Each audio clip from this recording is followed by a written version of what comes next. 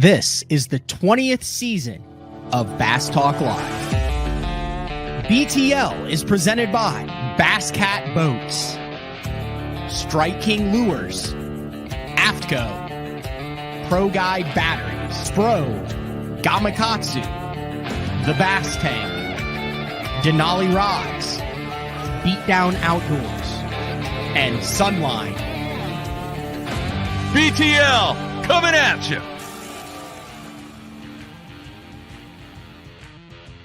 Good morning and welcome to another exciting edition of BTL Bass Talk Live. I'm kind of pumped up today. After the show, I'm headed to Mountain Home, Arkansas to pick up the new Bass Cat. We're going with the Puma STS this time. Right now it's currently at the Bass Tank getting unrigged. Something I feel like that's one of the few things I could do to my own vessel without messing something up on it is unrig a boat. Let's bring our guest in right off the hopper today. I'm not sure. It's the Birdman, Kurt Dove, fresh off a third place finish in the one bass Lake Havasu Open there in Havasu, Arizona. What's up, Kurt? I'm good, man. I'm good. I would imagine from the west side. I would imagine, and this may be this may be a tad crude, but it was the first thing that came to my mind. There's nothing better than a weekend where you get to catch big bass, win money, and get to see the scenery at Lake Havasu in the middle of May. Is that a fair assessment? I mean, that's a win, right? Absolutely. And we did all three of those. We did all three. After the tournament was over, we spent an afternoon on the lake with my niece and her husband, Rhonda, my wife and I did. And we hung out in the channel right there at the London Bridge. And let me tell you what, it is going down in the channel. It is going down in the channel. The amount of money and perfectly tad, skid-toed human beings in that section of the country is mind-blowing. It's mind-boggling.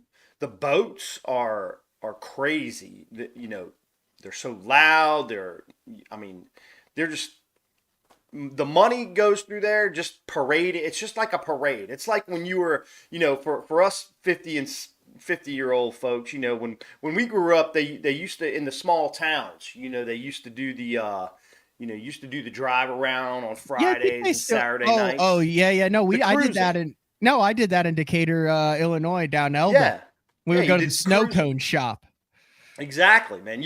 There'd be a couple stops along the way. Maybe you stop at the local McDonald's or like you said, the snow cone shop or something. But everyone's just kind of driving around, and you kind of re-meet up at all these places and talk about stuff that happened in between each one.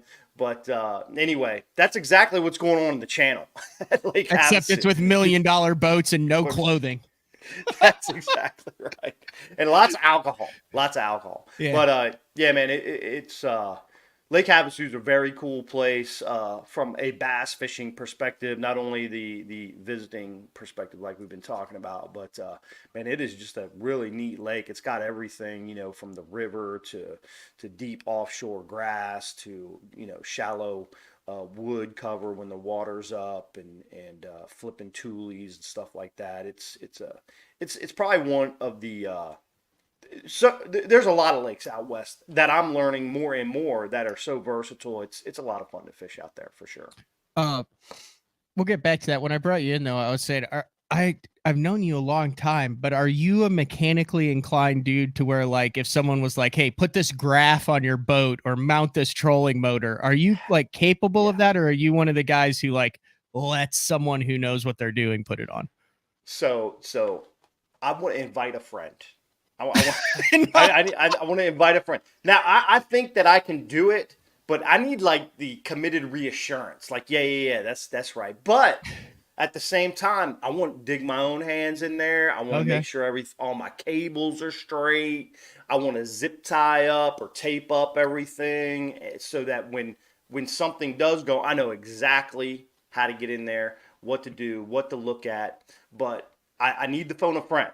I need a buddy with me just to, confirm, reconfirm, recommit that we're we're on the right path right here. So, Have you ever rigged your own boat? Yeah, I've done Oh, several. yeah, no, you're so many steps ahead of me then it's not even funny.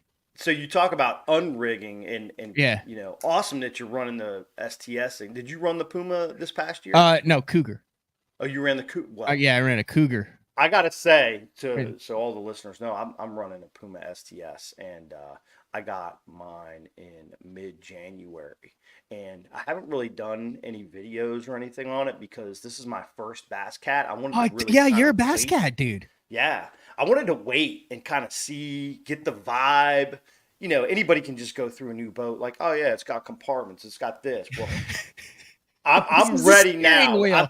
I fished 3 events out of it and lots of guide trips, and I gotta say, I love that Puma STS. It is an awesome. How much have you won out of it this year? So you top, I don't know, maybe like 16, 17. You top 10 Clear Lake. So one of the reasons you're on regularly on BTL, but one bass in a while. It's been a while, but yeah. Well, I mean, you're catching them, Birdman. So one bass, Western Outdoor News, WONBASS, very familiar, synonymous with the history of the U.S. Open. We've had Billy Egan, the tournament director, the man who makes things happen, on BTL before, but this was like a new series that they unveiled in 2024, which was a 5 tournament series that spanned some of the most historic fisheries on the western side of the United States. Absolutely. I think the only one that's probably not included in this year's and next year's schedule, Billy Egan's already announced 2025 schedule, which is really cool, is the Delta. But you got Shasta, Clear Lake, Lake Havasu, Lake Mead, and Lake Mojave. Those are the 5 events for 2024, and will be the 5 events for 2025. And so they have an Angler of the Year that goes along with all that. And is the U.S. Open included in the Angler of the Year points? It's not like a deal where you fish to get to the U.S. Open. The U.S. Open is part of it. That's correct. And then they have an Angler of the Year. And then at each event, the top 5 qualifying anglers. And the cool thing is he goes down the list. If there's double qualifiers or people that want to turn it down, get an automatic invite into the 2025 Bass Nation National Championship, provides an avenue for the West Coast to get directly to the Bass Nation Championship, which is now a 250 boat tournament. You skip the 4 regionals to get there. So you have your ticket punched based on, where'd you finish? 6th at the Delta? So I finished 6th at Clear Lake. Lake. And Ish Monroe finished 3rd, I believe. And he is not a Bass Nation member. Of course, he's a Bass member. Yeah, he could. I don't understand why he didn't want to fish that. Like, he's trying to get back there. He literally has to go to Grant. I had a couple people ask me. It doesn't make sense to me. That like be a below-ish to jump in the Bass Nation? Knowing Ish, which I don't know him very well. Talked to him a few times, interviewed him a few times, on my podcast, Bass Edge Radio. But Ish understands the difference between, him competing in some local regional events versus him competing in the Opens, EQs, or MLF BBT, or the Elite Series. And he is a full-time, legit angler. He's got no job but fishing and promoting. And so I think that respectfully and thankfully, and, he gets the process, right? That process is more for guys like me, guys like you. We got jobs, we've got jobs. We don't fish and promote exclusively. We're not 300 days on the water a year, that kind of thing. So I believe that's my opinion on why Ish chose not to take the Bass Nation. Okay. Well, good on route him. In that. Yeah, I agree. Good on him. And it benefited me. I was actually really happy at Havasu that I finished 3rd, because then I didn't get the bonus spot, right? Because Ish didn't want to go. Yeah, I qualified legit, and then you actually got someone in the 6th because you've already had qualified. Someone else got to go. Exactly. Another angler got to jump in. So Juan Bass, in this partnership with BASS, has really expanded their media coverage, the way that they put on these events, as you mentioned, this 5-event series, and the historicalness of the fisheries, and the fact that California's got water. They've had water for the last couple of years. That's what drove me to get out there and go bassing at the for the Juan Bass this year. Not only the fact that I actually live about 40 miles by dead center of the United States on the west side. A lot of people don't know that, but I live about 40 miles on the west side of the United States. So geographically, the west is not so crazy for me. Makes just as much sense for you to go west as it does to go out to Alabama and Florida and all that stuff. Absolutely. Yes. Yeah. Yeah. I've highlighted this tournament trail. I love talking about the West Coast and the anglers out there. We had Austin on after he won on Clear Lake. That was a really cool interview. Really easy to root for that guy. Yeah. And the path that he's taken. But I'm confused about one thing before we get into this. So I'm looking at the Angler of the Year here. So you're what, 3 events in with 2 left, right? That's correct. You have a 6th and a 3rd. How the heck are you like almost 100 points out of the Angler of the, like, how is that even possible, Kurt? So in all transparency, I'm not sure how the points work. I never really looked because it just wasn't my focus, right? It wasn't my focus to understand that process. So I'm not sure exactly how the points status works throughout the Juan Bass system and what gains points, because you have different field sizes. Like at Lake Shasta, for example, we had 154 anglers, I believe. Yep. At Clear Lake, we had 177. At Havasu, we had 121. Those are strong numbers for the West. Let me tell you, those are the strongest group numbers the West has had in probably, I'm gonna throw out 15 years. 15 years that the anglers have come together and decided, and I say come together, that Bill Egan has built what he's built there with Juan Bass, expanded it, that the anglers are following. It's super cool. And like I said, he's up the media. Like when the weigh-in's over, you don't wait 2 hours to get the results. It's like immediately, you know what the results are, you know what's going on. He's got the live on YouTube. Everybody can watch the live weigh-in. You know, the website is really nice and fairly easy to follow. So they've done a great job. And that's also what makes anglers want to fish those types of trails, because if you do well, you get good media. He's doing a great job with Instagram. If you haven't checked the Juan Bass Instagram, he goes over the baits that the top 5 guys are using for the or you know anglers are using for that particular event, and he's really putting out there the knowledge, the learning experience for the viewers as well as the entertainment. So it's a great format to fish at this point. Did you get any of the Havasu like merch? So they're doing merch for each event, which is totally badass. I'll pull it up here in a second. Like, have you gotten your hands on any of this? High caliber? I got the Shasta merch. I got the Shasta merch.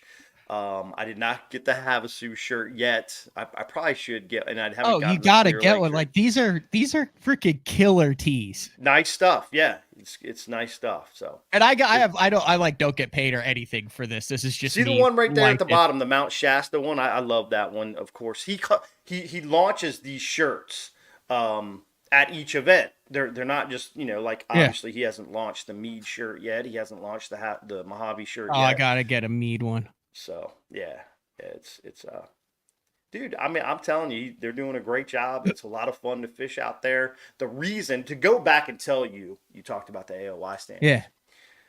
Man, there is a core group of anglers out there that they could go anywhere. And obviously the West Coast has brought some of the best, most intriguing anglers to the BBT, the Elite Series, the National Touring bass fishing world. And there's more there ready to come. Some of them aren't interested to come at this moment. But, the Joe Uribes, I don't care where that guy goes. He wins. Dude wins and he catches them. And catches them. He's a Phoenix guy. more or less. But he goes to NorCal. There's Kyle Grover. He's part of a He wins too. dealership in southern, like I guess like mid Southern California. I'm not exactly sure where it's at, but yeah, he wins too. He just doesn't win. These guys finish in the top 10 like all the time. Roy Hawk, he was in the top. He's in the top 5 right now. Not fishing the BBT this year, it makes him exceptionally scary in any West Coast event because he's home all the time. It used to be not maybe as bad over the last few years because he was away a lot. And even when he was away, he still won a U.S. Open a couple years ago on Mead, one of the last one that was held there. But yeah, a lot of the bottom line is I'm in 6th place with 2 top 10s because those other guys and the guys just below me, they are catching them everywhere they go, just like Chris Jones says on Major League Fishing. But those, they're just legit, man. They are better than legit. And what was your decision? Fortunate. What was your decision to go out there and not do the Opens or the Toyotas? Like, are you the farthest traveling angler? Is there anyone else from east of you who is fishing all of these? Not that I'm aware. No. There's a 1 or 2 guys from Colorado, maybe that have fished all 3 up to this point.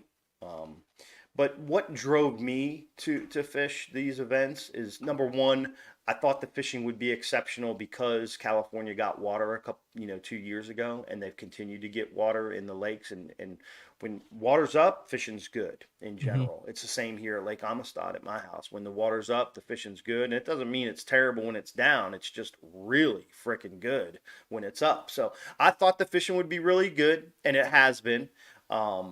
I had a 32-pound sack at Clear Lake. For those that don't know. Oh, how did that come about? We got to talk about that one because let me see if I can pull the text up or something. I said something about like decent start, and then I said like 30. Did I say a 40 bagger or a 35 bagger tomorrow or something? And you were like, "Oh yeah, I'll get right on that. It ain't easy, bro." Like, you totally dismissive. And then you come in with that sack, but I never talked to you about like how the 30+ pound bag actually came about. So Clear Lake, the weather was iffy going into the event. You had a lot of ups and downs in weather. So the fish kind of moved up, then they moved back, and I opted into a pre-spawn pattern I felt like that was my best chance. And fortunately, I had seen some areas where some fish had come up. And so day 2, after you had texted me day 1, and I think I had like mid 19-pound bag. Yeah, you had a decent sack. Yeah, and I was in like 58th. It was something like that. I was in the mid 50s with almost a 20-pound bag. And I was like, oh geez, I'm about to get it handed to me. And day 2, even catching them pretty good. You catch 20-pound bag or close to it, you think, man, it's pretty good bag, but not when they're I think they opened up with a 35-pound sack leading the tournament. So anyway, long story short is I went back day 2 as conditions continued to improve for fish to move up, and they were just flooding the bank in this area. I had seen them a couple days prior, and it was just a bait deal that led to another bait selection that led to a lot of big bites. Can you say what it was? Oh yeah, sure. Yeah. No, it's totally fine. So we were throwing. I was throwing a swim bait on the outside edge of the Tulies, and in this AAA, I know you've talked about it on the show before, Juan Bass is a shared weight format. The AAA and the Pro are essentially a team for the day, and you get different teams every day. But I had a gentleman named Chris Crawford, really nice guy. Yeah, that's the sack right there, and that's Chris in the blue hoodie right there. But Chris was a great AAA draw. He's a very good angler. What makes him good is not just he has fishing prowess, but dude, he's got a great attitude. He is very positive. And man, I opened it up doing my pre-spawn thing, 5.5 pounder on I'm a Flit 120 jerk bait, which Matt, I love that bait. If I can catch on I'm a Flit, I'm all in. You will throw that thing Yeah. all day, every day. Then I actually scoped the 7-pounder on the edge of a Thule point and caught it on a drop shot. And then we started moving into this pattern where I was throwing a swim bait on the outside edge of Thule's, and I would work with my AAA to work the inside edge of the Thule's Smart. with a Cinco, the soft stick bait. And so if I saw one on the front of the boat while I'm winding the swim bait, I would tell my triplet, hey, that patch of Thule's, 12 o'clock or whatever. And he'd flip over. Well, Chris flipped over there to one. I think he was using a 5-inch bait, and he caught one. And then he flipped over to another one and caught one. And these were like 3-pound fish. Really nice fish. They weren't any of them that we ended up weighing in. But then I saw a nice one, and he missed it, and he ran out of 5-inch Cincos, and he changed to a 4-inch Cinco because that's what he had left. And I didn't know this at the time, but I saw another one that was like a nice one that we weighed in, like a 5.5-pounder, and he flips it over there and he catches it, and he's like, dude, that one ate it like immediately. It sucked it in tow, and I had to switch to a 4-inch Cinco. He tells me this later, and I was like, oh my God, they want something small. I got something small. I went even further finesse. Really? Yes.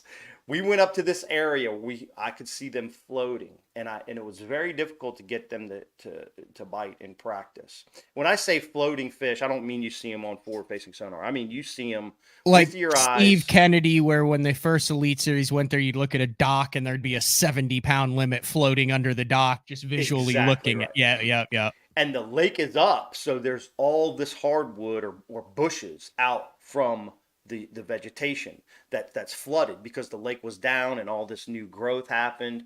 This is what I heard after the fact. That's why there was so much wood in the water or bushes. It's almost like you go to Grand Lake and there's willows in the water everywhere and the water's up, right? So anyway, long story short is I put on even smaller bait, a 3-inch, and every time we saw them, I could go through them, spin around, throw back, and they'd eat it, and it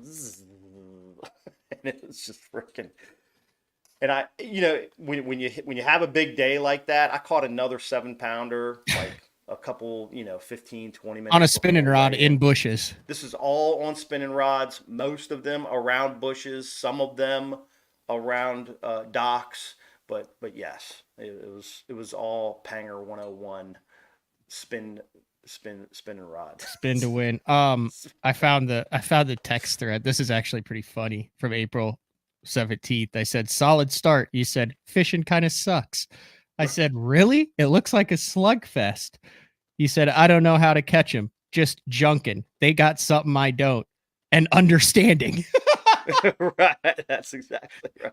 I because said a lot of those fish were being caught on big swim baits. Yeah. And obviously in the past, I had thrown a lot of swim baits down here at Amistad when it was really, really good.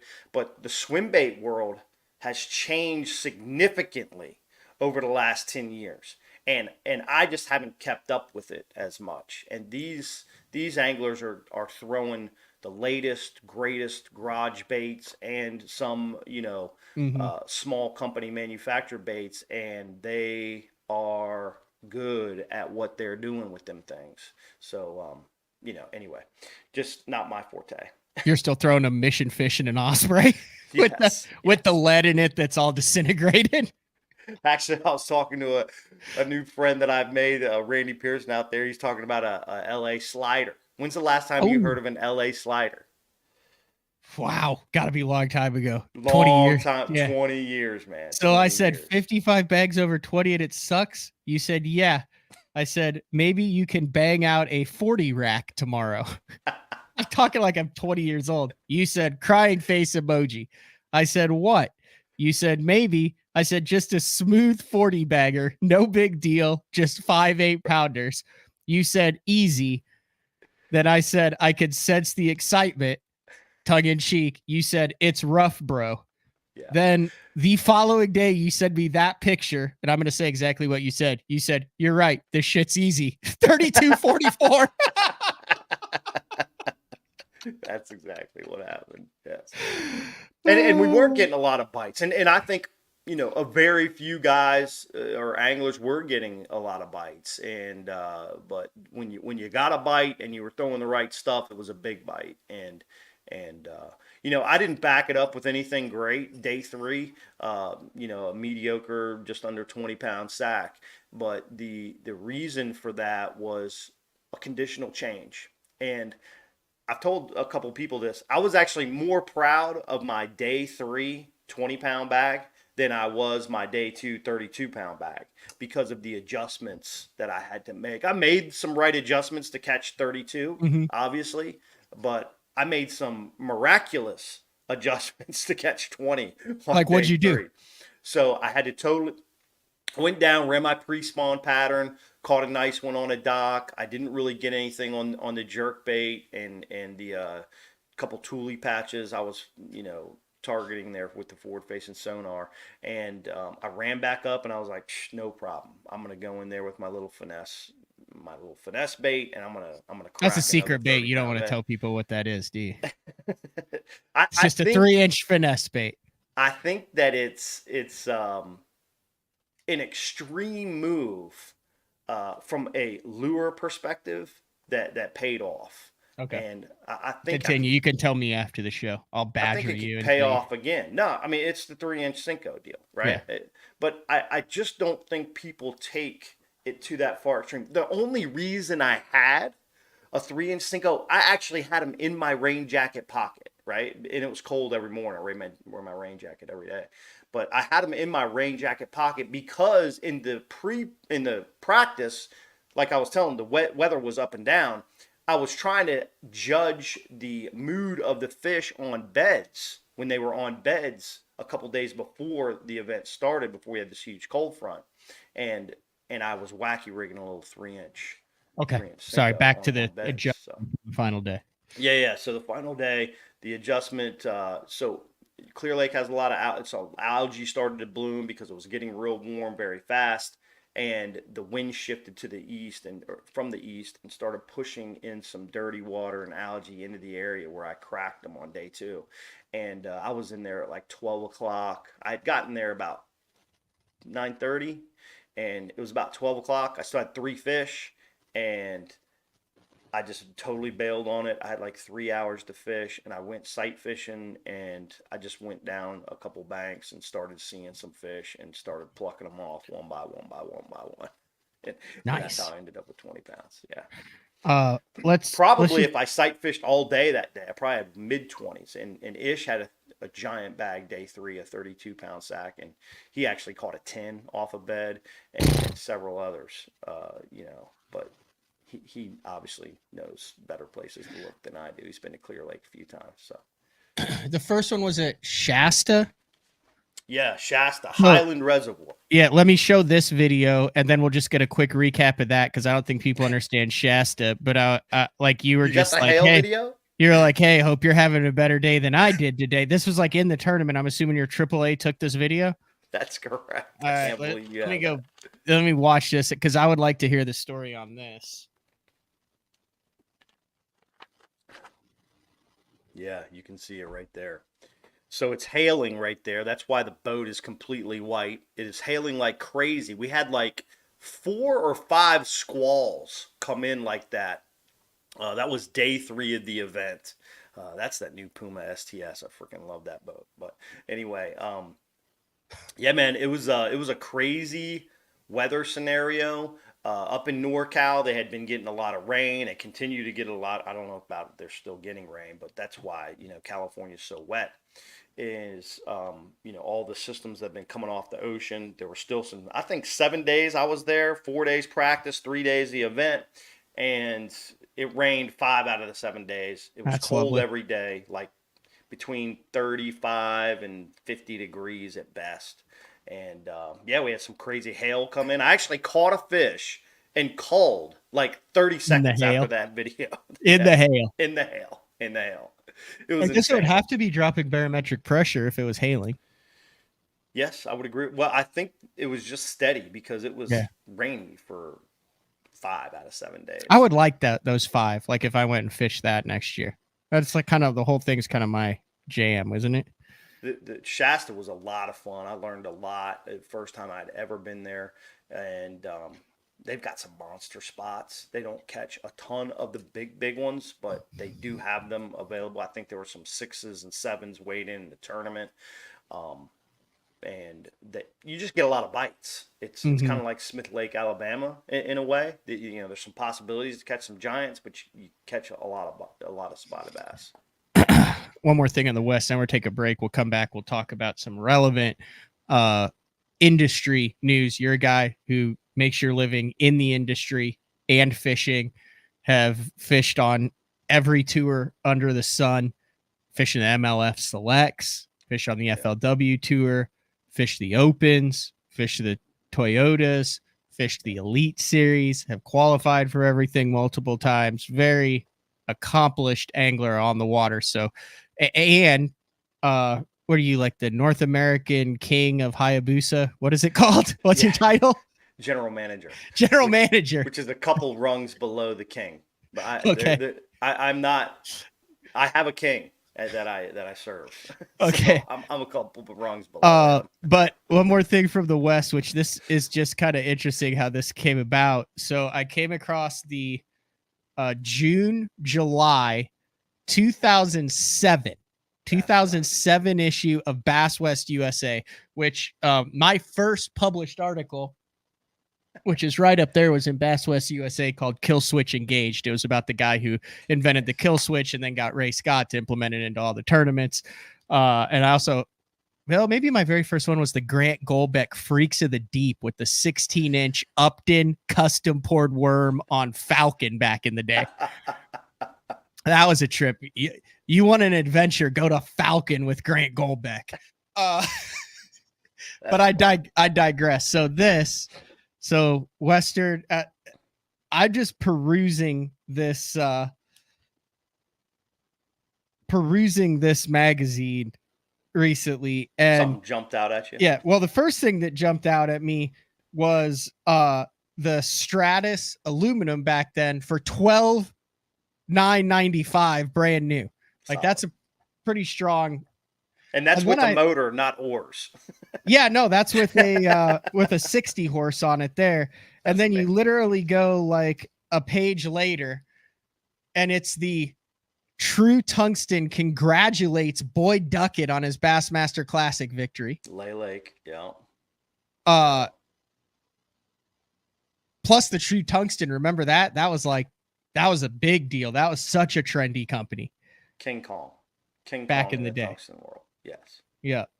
Everything in here is like True Tungsten. I still have a pack or two of the. Oh, dude, I've got the True Tungsten bluegill and trout still, with the little beads in it. Yeah. I have one of those swim baits. Yes. Have you ever used it?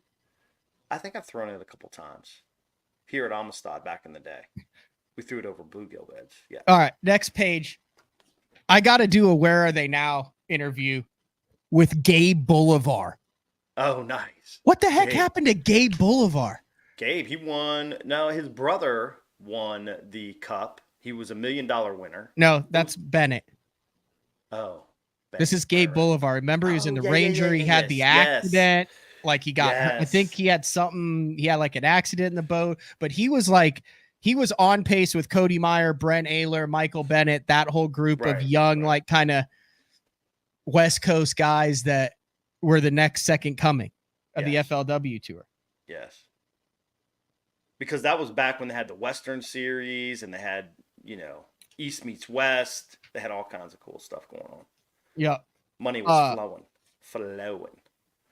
This was this is one of the ones you were talking about. You probably remember the California Swim Babes. Oh, yeah. Okay, but look at this article right here. In 2007, the Bass Zone with Mark Jeffries, the yellow and black, the old school, the tough book, and it's all about Jeffries doing live coverage from the water. That is classic.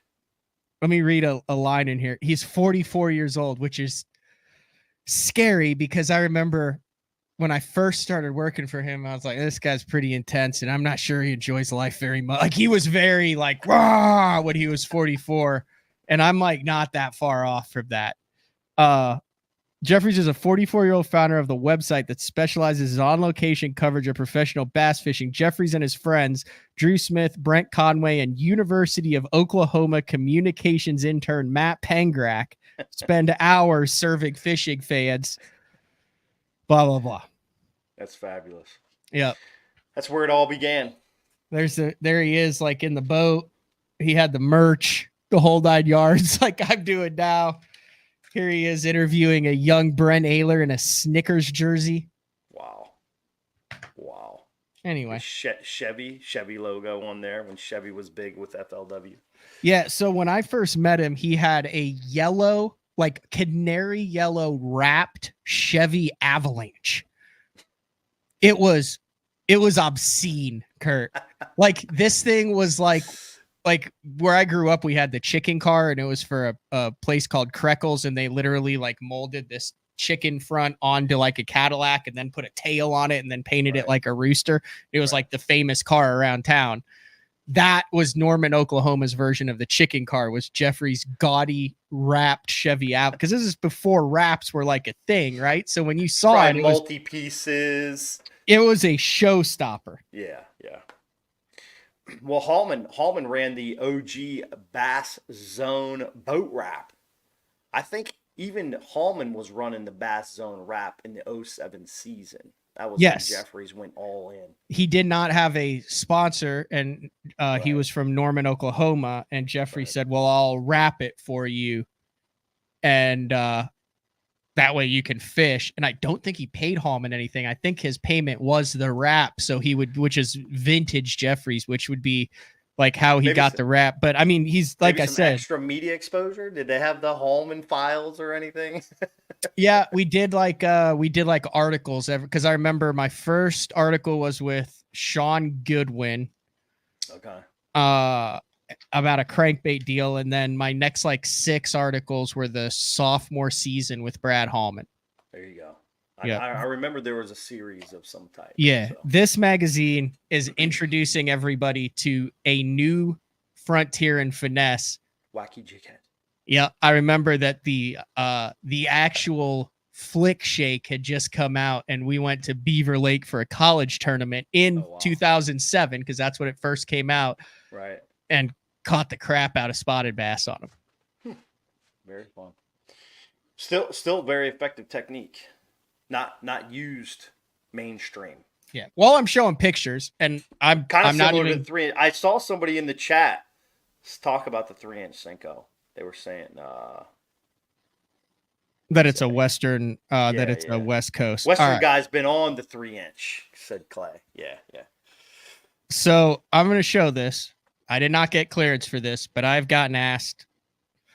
I sent a message to him and I said, dude, if I had a nickel for every time people ask, what are you up to? I made contact with Brad, and listen, Brad's living his best life. Just took the kids to the Zach Bryan concert. There's Brad. Nice. There's Grayson. Yeah. Freaking living their best lives. Looking like the cowboy.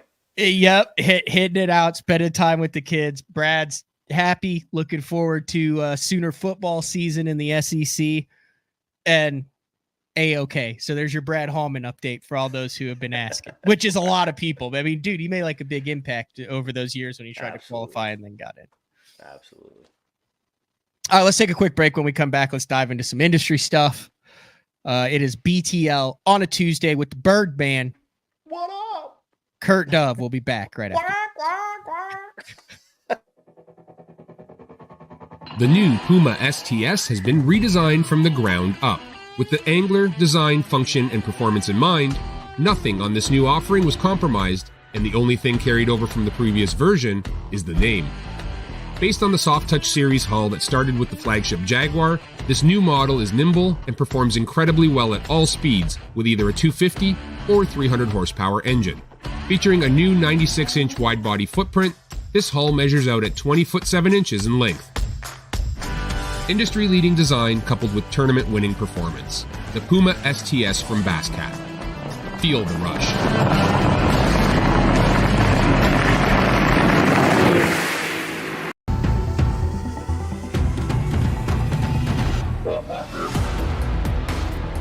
Gamakatsu, the innovation leader in fish hooks, is launching Nano Alpha technology in 2024. Nano Alpha is a new finish available on Gamakatsu's most popular hook styles. It delivers 2 times slicker performance, 4 times better corrosion resistance.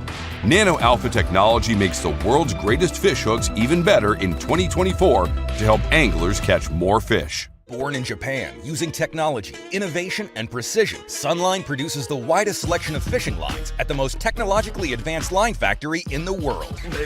Manufactured at the strictest tolerances to produce victories at the highest levels of tournament bass fishing. From household names like Christie, Swindle, and Cruz, to young guns like Cook, Logan, New, and Welcher, they all trust Sunline to take them to the top of the leaderboard. Choose the line that will give you the strength to guarantee your confidence. Sunline.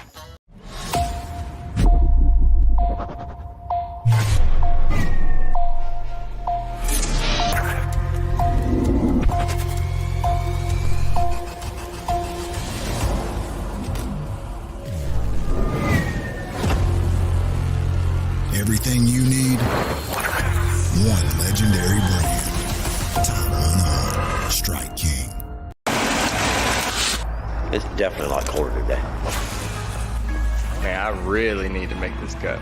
I need to make up points quick. Positive mental attitude.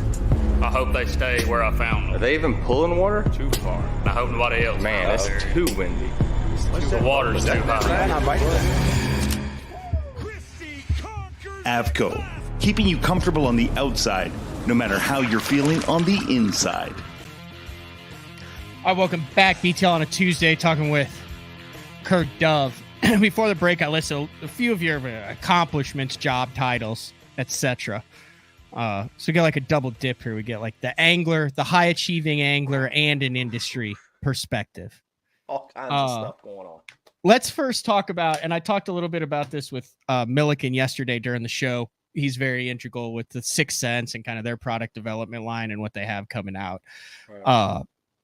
Show sponsored by Gamakatsu. I know they've been working on bringing a lot of Japanese stuff over that's been prevalent in Japan for a number of years, but like now there's a demand for it in the American market. You're kind of the guy with Hayabusa. Yeah.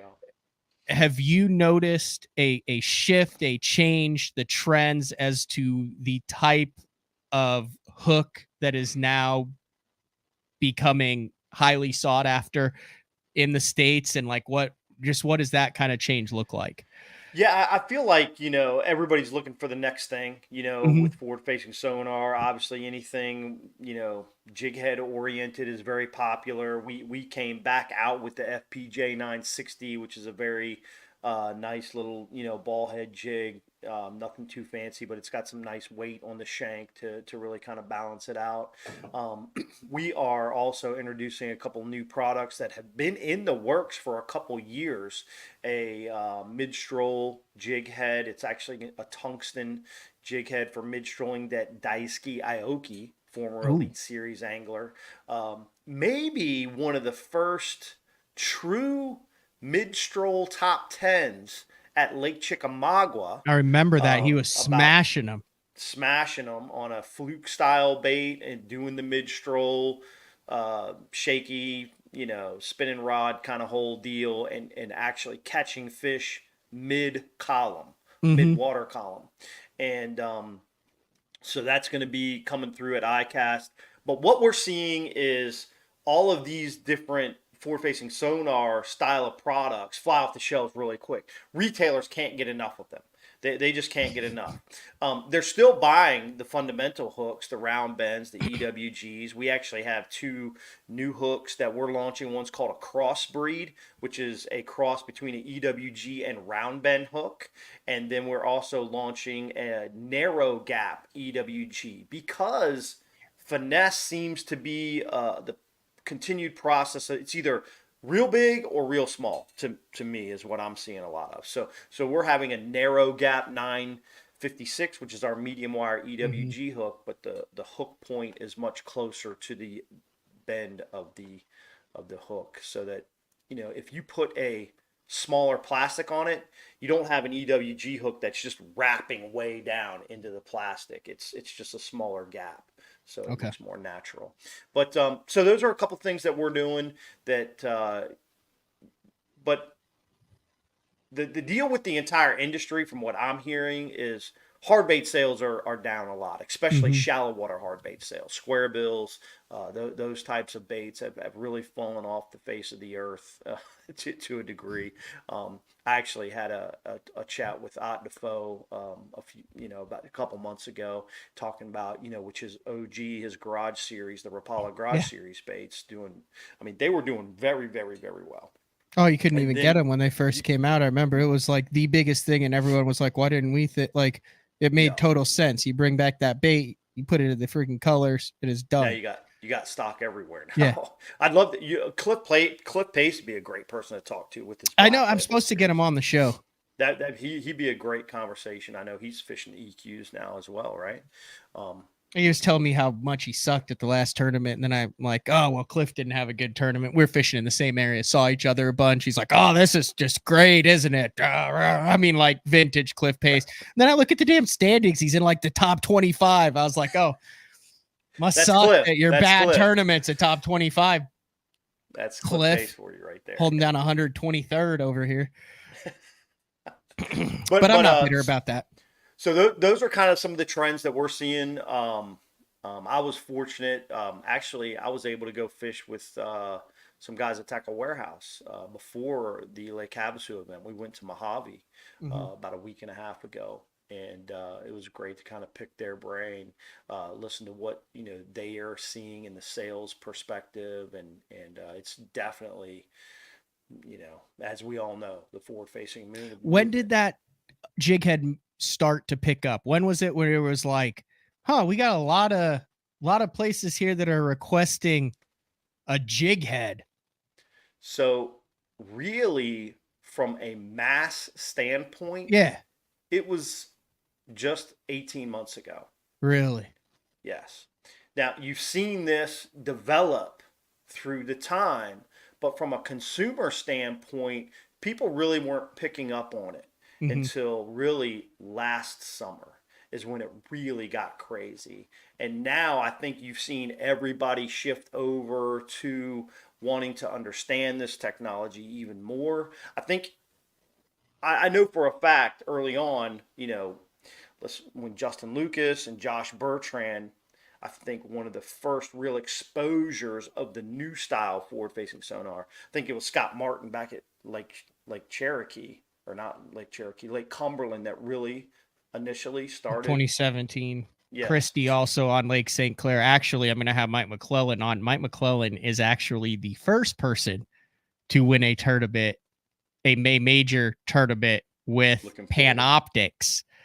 And over a couple cold pops, he told that story at this media event. And I was like, "Have you ever told that?" And he's like, "Not in years." And I said, "Well, you're coming on the show to tell that one." But that was actually before. But yes, I would agree that the Scott Martin at Cumberland was the one where everybody went, "Whoa." Yeah, like what? And it wasn't good enough technology where people really absorbed it very well. And it wasn't until, I tell you where I really think the ball flipped, is when Bassmaster started their live program with the screen on live, watching the anglers watch what they were doing on the screen. That's when things really flipped. Of course, the Wheeler, Connell, crazy success that they're having with that technology and those style of techniques have infiltrated the MLF fans and the BBT fans to a degree that's far above anything they've ever done, because that's all they freaking do now. I mean, that's all.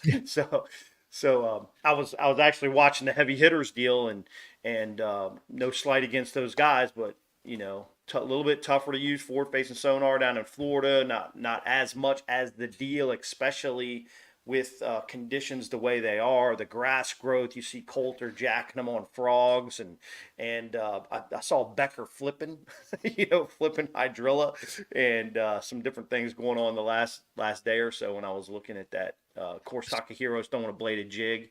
What is Jay Lee doing? He's crushing it too. He's telling people to stay off his stuff is what Jay Lee's doing. So I just pulled up the Instagram. But yeah, but you do not see a preemptive strike like this very often. And this is what everyone on I've gotten like 10 people that are like, what's going on here? And in my turn, I've asked 10 people what's going on here. And I haven't gotten a straight answer, but 13 hours ago, it's 9:22 now. So it was last night. He posts a picture of him with like a 6-pounder. And then he just says, find your own fish, period. Can't wait to see who's on my holes. #integrity. And then the list. He must have seen someone idle by the other day. And he's like, oh no. Then it gets even wilder. Russ Lane jumps on and says, don't worry. Only the dudes that watched live today will be there. And then Brandon Coulter, who's leading Group A, by a lot, chimes in and just says truth. I mean, you got, and they're Mark not supposed Daniels to, and the Jr. anglers are not supposed to watch live. Correct. Rules. Yeah. I mean, this thing blew up on it because I mean, this is Jordan Lee's about as non-controversial as you can get. Yeah. Mark Daniels Jr., Lee Livesey, Rick Harris. I mean, we've got everyone. You got Rick Harris. You got guys. You got Tyler's Real Fishing. You got YouTube guys, Alton Jr.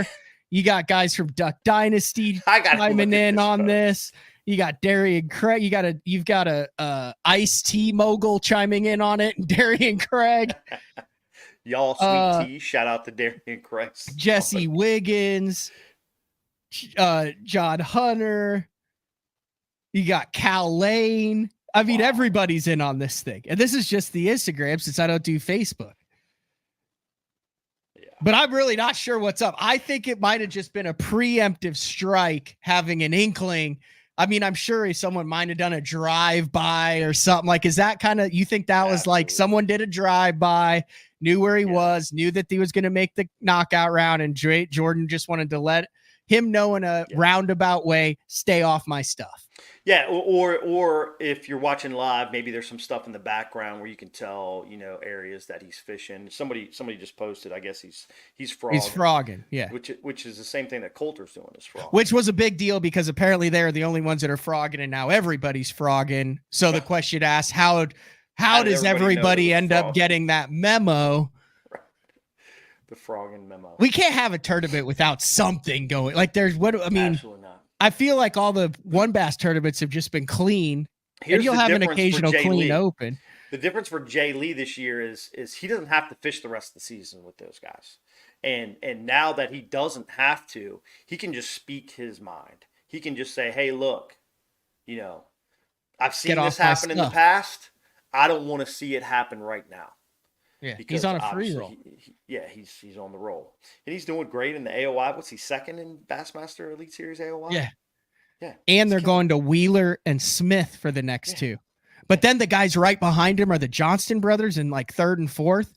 And after Wheeler and Smith, then they go to Champlain and Thousand Islands. So, I mean, who are you putting your money on there? That's a freaking crapshoot, Birdman.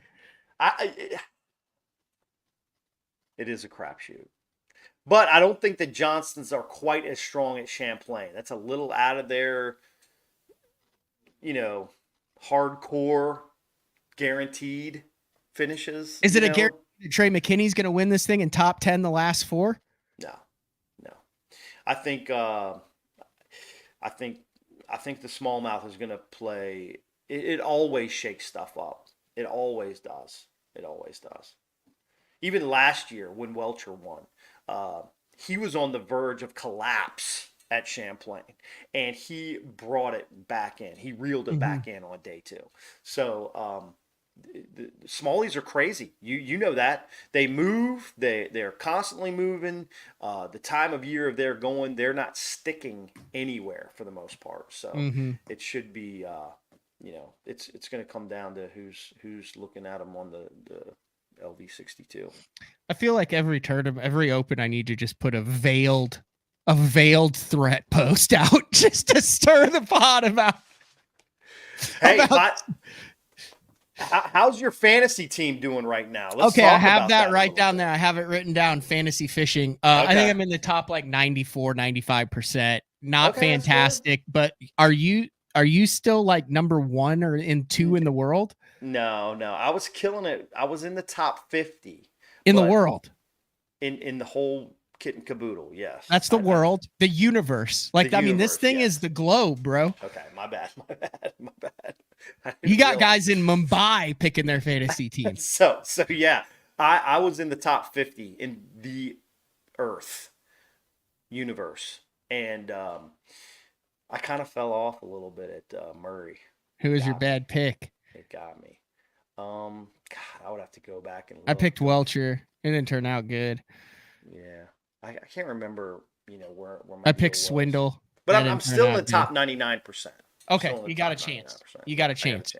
But I can't be screwing up like that again. But I think Wheeler is probably one of the biggest wild cards coming up. See, I'm going straight rookies at Wheeler because we fished there at almost the same time last year, and a lot of the rookies did really good, and I think they're gonna ease right back there. I mean, good tip. The Open was a disaster as far as fishing pressure. But I have personally seen the last time they went to Wheeler in the summer where you idle out of that ramp right there and you look straight in front and you're like, oh, there's a group of 10 boats right in front. And then you turn your head to the left and you look down that ledge and there's 70 in the next mile. Like it's literally spread out one cast apart. And then you can just roll down and get all your photos done for the entire year. That's what we did in like 2008, 2009. You were fishing that tournament, weren't you, Birdman? Probably. I fished so many, I don't even remember anymore.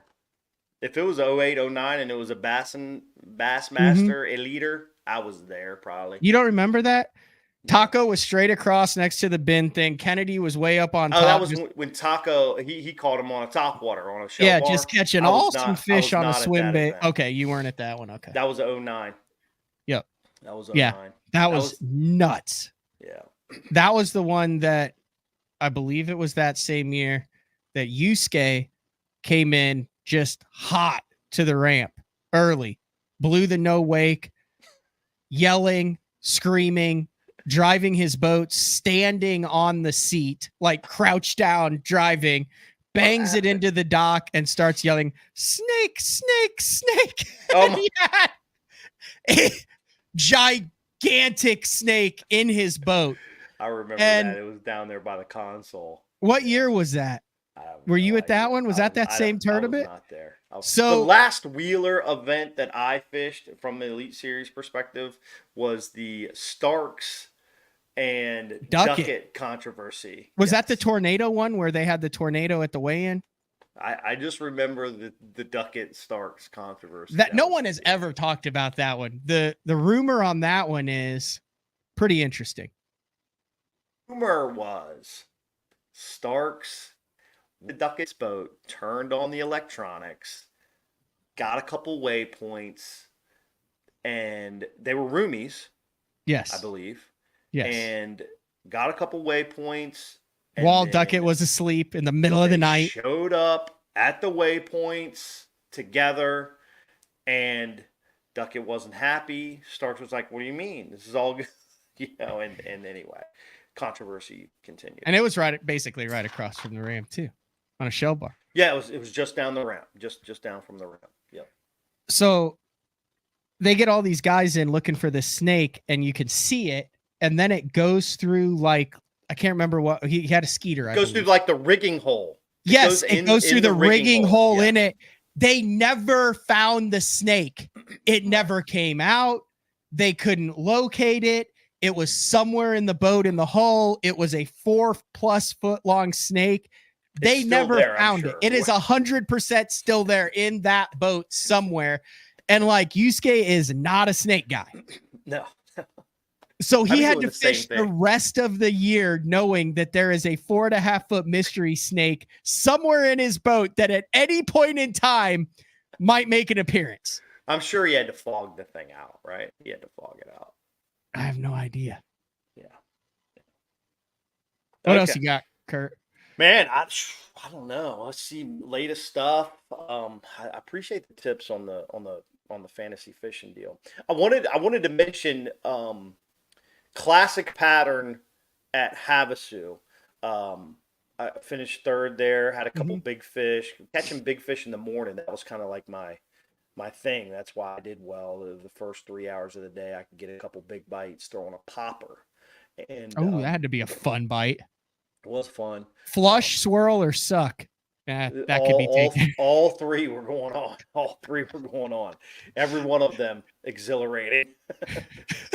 but the whole deal with that is while I'm fishing, I'm thinking that Krieger and Powers, Craig Powers, Kobe Krieger, I can't remember how much money they won in the 90s fishing the P65 pop P71 or P71. Yeah. Or I thought it was a 65.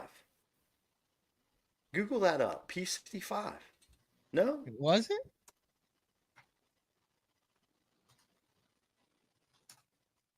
P65. Okay, there is a P60, a P65. Magnum, Rebel Magnum Pop R, P65. Yeah, okay, there's also a P71. Is there? Was that even? I guess that's even larger. Yeah. So, hold on. If I remember correctly, yeah, they probably used the 65.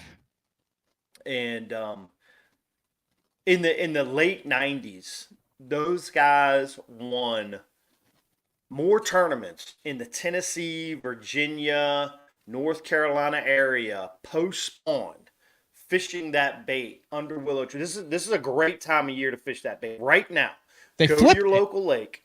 They would flip it underneath these willow trees. They would get it underneath the tree. The fish utilizing the shade. That's exactly what was going on at Havasu, other than it wasn't a willow tree. But there were some trees and stuff that were close to the bank, had deep water nearby, and that was definitively a deal. And I think another key to that was I had to make really long casts. And I even was thinking to myself throughout the year or throughout the event, I was like, dude, I am casting very well this week. I was like, I am just slinging this thing. And it was one of those deals. I was using braided line, so I was slinging it, keeping it close to the water. So when I stopped the bait, it would just, it wasn't like, poosh. It was like, you were dialed in. Is what you're trying to say. I was dialed on a lot of fronts. And anyway, that was a fun event. I think every person watching BTL right now could probably that lives in the middle belt of the United States, Oklahoma, whatever, Missouri, Arkansas, Virginia, Kentucky, yada yada yada, Carolinas. They could cruise around their local lake right now, pick up a nice size pop bar, maybe the Rio Rico. 65s, I think, hard to get a hold of nowadays. I don't know if they dude, I just ended up on Yahoo Japan, and I have no idea how I got there. Like, I'm not kidding you. I know how you got there because you're looking at all these new finesse techniques out there. Look at this. Look at all those. Oh, my goodness. I mean, that's probably a Ken Iobe site. Old Rebel Pop R P65. Yeah, there you go, man. That was the deal. It had like a little I don't want to say a bead. It wasn't a bead, but it had like a little rattle back in the tail. That was one of the keys to that thing. I have no idea how a big yellow magic, a big Rico. Who else makes a big popper? And you could throw a smaller popper, like an IMA finesse popper or a regular size pop bar. Anyway, it is a freaking deal this time of year. Go to your local lake, find some overhanging trees. The reason the fish are there is, number one, they're either garden fry, they're recovering from post spawn. Those eating cicadas. Yeah, right now over there, yeah, definitely eating cicadas. No cicadas in Arizona, by the way, which is refreshing. But it's just a great path for anglers to use right now. It's a heck of a time. Bass Edge still rolling. I know you're doing Bass the video thing now. Yeah, we're doing some special episodes with friend Rich Lindgren, Hella Bass. Actually, I see he just posted right Oh here, yeah, there he is. talking about the yellow magic, and we had a great show with Ish Monroe, talking about his success this year. Dude, that is one of the busiest guys on the freaking planet. I talked to him while he was at Logan Martin at the last Open event, just after he flew from the West Coast, finishing in third place at Clear Lake. Or actually, he had finished third place at Clear Lake, then went down to the Delta, fished a BAM Bass Angler Magazine event there on the Delta, and I think he was top 5 down there. Mm-hmm. And yeah, it was all kinds of stuff. Who else do we have before Justin that? Lucas, Cody Huff. J. Lou was a fun episode. J. Lou talked about in detail his forward-facing sonar, extravagant bag, his biggest 5 fish limit of all time, there at Santee Cooper. Cody Huff, man, I had Cody on because I felt like he was like, obviously Hamner won the Classic, we all know, but I feel like Cody Huff made some of the best strategic moves in the Classic to keep himself in contention. He talks about those moves, how they developed through the Classic, and that was a lot of fun. So there is a fill out your form and submit a question. Oh man, there might be some late night questions submitted. I didn't know. I didn't know that this existed right here. Bring them on. Ask the pro. Ask Panger questions. Get on there. Ask Panger. We'll have Panger on Bass Edge Radio here shortly. That'd be a lot of fun. We can talk about what you think. This would be a good direction for a podcast, Matt. Not but talking about directions for youth anglers. What's the direction? Oh, I could get fired up on that for about 30 minutes, Kurt, because I am very passionate about a proper way to educate and build a foundation for youth anglers that will positively benefit them as they work towards a career in fishing and not completely screw them up in the head as to what this tournament fishing thing is all about. Because there are a lot of people, a lot of kids between the ages of 8 and 13 and 14 right now that have this thing as backwards as they can about what it's all about. And that's on the parents and the coaches and the organizations for stressing what is important to them at the time versus what is important for a career of enjoyment and success. So yes, that's all. I'll go into it right now. That one will get me fired up, Birdman, like big time fired up. I mean, because I came through the youth organizations that existed at the time, and this was before the tournament thing, but I get the emails, I see the kids, I hear the horror stories, and then I also hear the success stories and the programs that are doing it right, and the coaches that are doing it right, and the kids that have come up through in it right. Yeah. But you got to get on the same page and not give them the opportunity to go down the wrong path. Right. Make it easy for them to understand what the focus needs to be on during the integral 10-year period of molding who you are as an angler. An angler who can find, catch, locate bass, learn the rules of engagement, the game, understand where it all fits in it, and not, my God, I can't cast if I don't have a jersey on, and why would I fish if I'm not practicing for a tournament, and how can I slide in on this point where there's 3 other boats because they put 497 boats on this fishery, because yes, I could do that. That would be fun. I actually got railed. I don't know if you have anybody wants to go look at my Instagram. I didn't have a jersey for the last 2 events because I had some sponsor changes and it's been a busy off season. And I gotta let me real quick give a shout out to these folks right here. Been with them forever, Birdman. Forever. Keel guard. Like they are a longtime supporter of they are. Kurt Dove and a number of other anglers in the fishing community. Absolutely. They're out of Salt Lake City. They do everything right here in a lot of everything right here in the US. Of course, some things come from overseas from a material standpoint, but fantastic company. They support the industry. If megaware.com, go look at them. A lot of you're with Pro Guide lithium batteries, right? Yes, I'm actually running a Pro Guide lithium starters this year, and trolling motor batteries, and the Pro Guide charging system. So Nice. I'm all Pro Guide.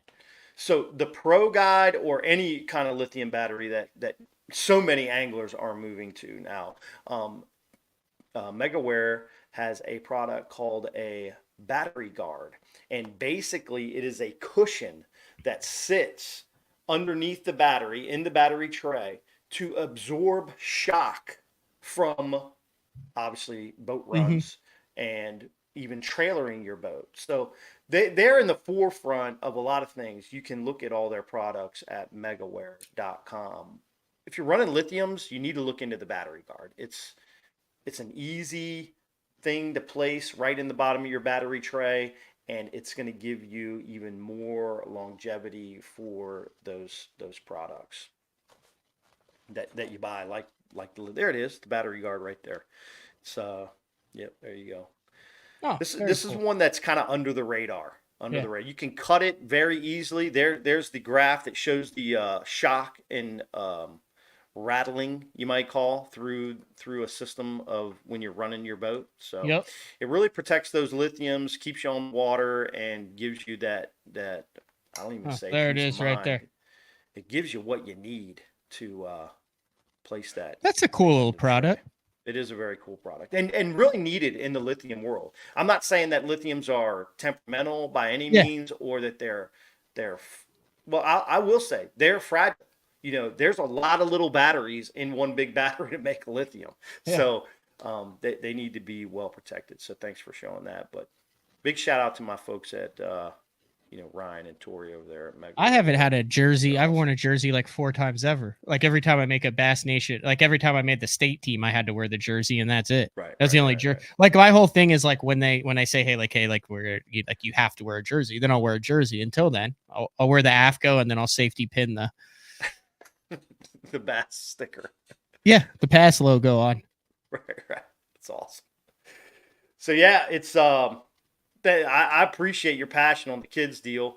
It made me think about that they have to have a jersey to make a cast. That's why I mentioned that. And there's nothing wrong with jerseys or anything. The highlight of the pro bass camp that you're doing, 2 at Lake Amistad this year, 1 up in Lake Oneida for the 11th consecutive season.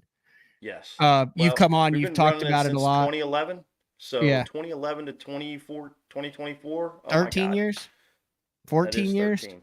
Yeah, 13 you can go back and listen to BTLs. You can listen to Kurt to talk about what that show or what that program is. Sold out, packed house for every single year. You've never not had spots available. There was a growth process earlier, and I think we're going to take it to another level. Rick Harris is a great friend of mine. I know he's been on the show. Yep. He's sat right across from me here. Yeah, MLF Invitationals this year, and he's two for 4 right now in check. So he's had a little hiccup there at Eufaula, but he followed his love flipping, and it got him. But anyway, long story short is we're hoping to expand in 2025, and I'm hopeful that Rick continues his passion for the youth as I and you have, and that we can provide some more platforms for youth anglers throughout the state of Texas. And who knows where it is. I am updating the website just so everybody knows. That's going to be coming soon. Well, it has it on here for the 24, but probasscamp.com if you have an angler, a kid, someone that would like to do it to get in for the 2025 season. This thing is the capital THE premier high-end youth fishing camp, where it is a 2-to-1 student to instructor ratio, where they live, eat, sleep, breathe high-level bass fishing for 5 straight days, that culminates in a youth tournament with cash prizes and product prizes. Yeah. The problem you run into right now is everybody immediately signs up for the next year. So you have, because it's the highlight of these kids' summer. Yeah, it's more than a 60% return rate. I don't know exactly what the return rate is, but it's definitely in that 60+% range. So That's why we want to grow a little bit more. We want to maybe try to do something in East Texas, and we want to keep the stuff here going on in Central and South Texas. So and the New York camp is really going off the chain. A lot of the kids from the South, once they go up north and they experience the smallmouth, they experience summertime weather in the 70s, they're like, oh my God, I love it up here. I need this escape for a week. And so that has become more and more popular as well. So it's, I appreciate that. It's a fun program to put on, and love teaching kids how to fish. And as you said, Matt, there's so much for them to learn. I think there's so many coaches out there that need more information as well to be able to guide youth that are interested in bass fishing correctly throughout the process, because there's a lot of misnomers, I feel like, out there that have been there for 5 or 8 years that need to continue to be taught. Well said. All right, I'm gonna let you bounce. I'm headed to the Bass Tank to pick up the old cat, the 2023 cat. Take it up. Hey, seriously, I'll take some pictures of it. If you're listening and you're looking to get into the market and get into a bass cat, that one that I